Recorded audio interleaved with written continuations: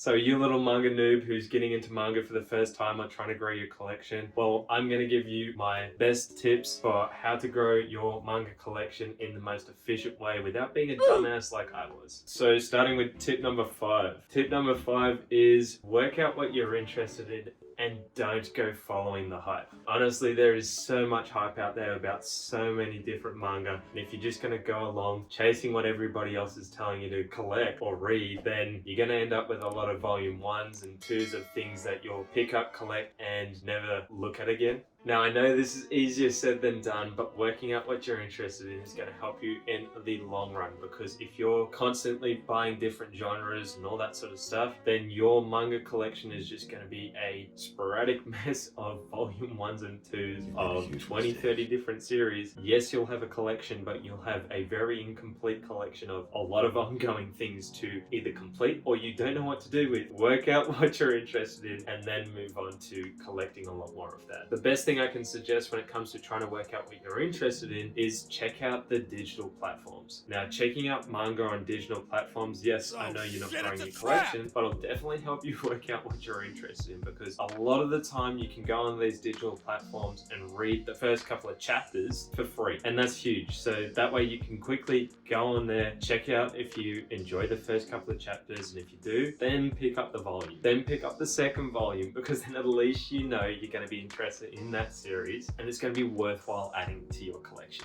What doesn't look so great is if I bring you guys down here. Now we're down here. I have a ton of volume 1s of manga series that I've read or collected because I've seen a lot of suggestions online of these are really, really great series. And I'll admit, I'm not upset that I have them, but they don't look as impressive as having, like here, a ton of more complete sets or multiple volumes within those series. So yeah, definitely be sure to work out what you're interested in. So tip number 4 is going to be create a wish list. Start by creating a wish list of everything that you consider that you're going to be interested in. Write it down on your phone, write it down on a sheet, it doesn't matter. Because if you have a wish list, at least when you're going to the shop, you have a clue of what you're interested in picking up, and you're not going to get distracted by the 100 other different series that are out there and then end up going home yet again with a number of volume 1s of 2s of 101 different things that you still don't know if you're interested in. Because the key to a new manga collection is looking aesthetically pleasing. So yeah, create that wish list, because that wish list will also help you in the long run, because it'll help you keep track of what you're picking up, so that when you're in store, you know that you have volume 1, 2, 3 of My Hero and you're chasing volume 4. You're not sitting there working out, oh shit, do I have volume 4 or 5? So yeah, creating a wish list definitely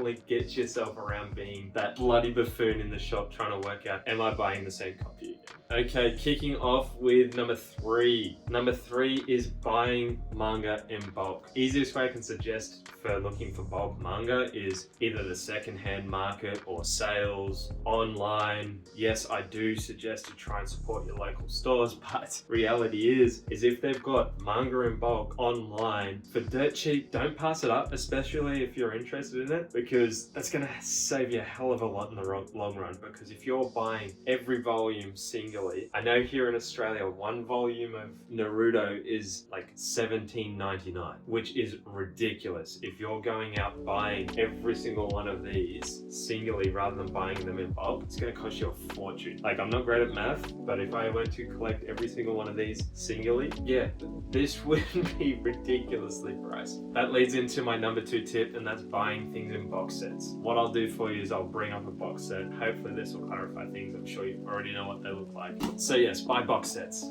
Because yeah, buying box sets are going to save you a ton in the long run. Not only do you get a sick ass looking box set, you are paying far less per volume, and you get a ton of epic looking volumes of manga and a sick ass box that you can display within your collection space. So that's 2 wins for the price of 1. Like, you can't pass that up. A lot of the time stores will have box sets on sale, or if you check out Amazon, eBay, and a few of the other online platforms, they'll have them significantly reduced. So not only are you saving initially on the box set per volume price, you're saving even more so sometimes. Like, my first box set for Naruto here in Australia, they're going for about $250, $280 for one box set, which is ridiculous. When I picked up that box set, I picked it up for 120 bucks. It didn't arrive for a significant amount of time, but because I patiently waited, I saved myself like a shit ton of money just by waiting for it to arrive rather than canceling the order. So definitely check out your online places to make sure that you're getting your best bang for buck, because realistically, if you're wanting to grow your collection, you're going to be wanting to pick up a lot of manga, and to do so, box sets are going to be the best way, because a lot of these series are huge series. All these volumes of Naruto here I picked up from a box set. Cheeky little sneak peeks. It is the third and final box set of Naruto, and they'll look epic once I finally get them up on this shelf. Alright, now for my number one tip, and that is checking online marketplaces, so the secondhand market. Now the secondhand market can be one of the best places to go to pick up volumes of manga. And the reason why I say that is a lot of the time people are just trying to get rid of manga, they're trying to get rid of it in bulk. So rather than you buying, yet again I'll use Naruto because it's right here, rather than you buying this for $17.99 if you live in Australia, you might be able to pick up 10 volumes and somebody goes, hey, I want 50 bucks for that for 10 volumes. Now you've just then saved yourself a butt ton of money by picking them up on the secondhand market. Biggest suggestion I'll make is always check to see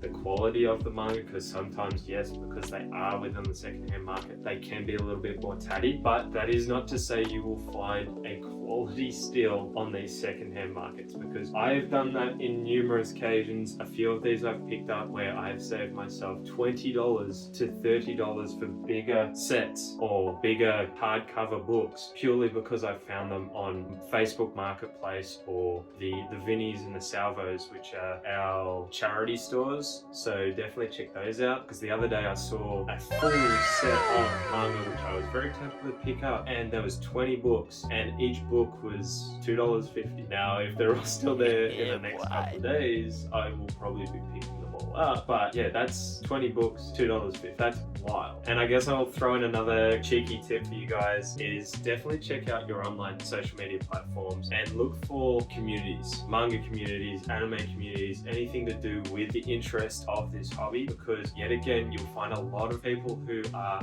really down to earth and either want to give away manga to new people, or even give manga away for much cheaper to new people in the hobby just because they love this hobby so much. We've all got a passion for it, so realistically we know how much it costs to get a manga collection, and there will be a lot of really down to earth people out there just wanting to help new starts and other manga collectors out there to grow the collection. Oh yeah, and I'm just remembering now, probably a really good idea would be to make sure your collection is organized, because if it's not organized, you're constantly going to be running in circles again of what do I have, which volume do I have, and how many volume 1 of Naruto do I own?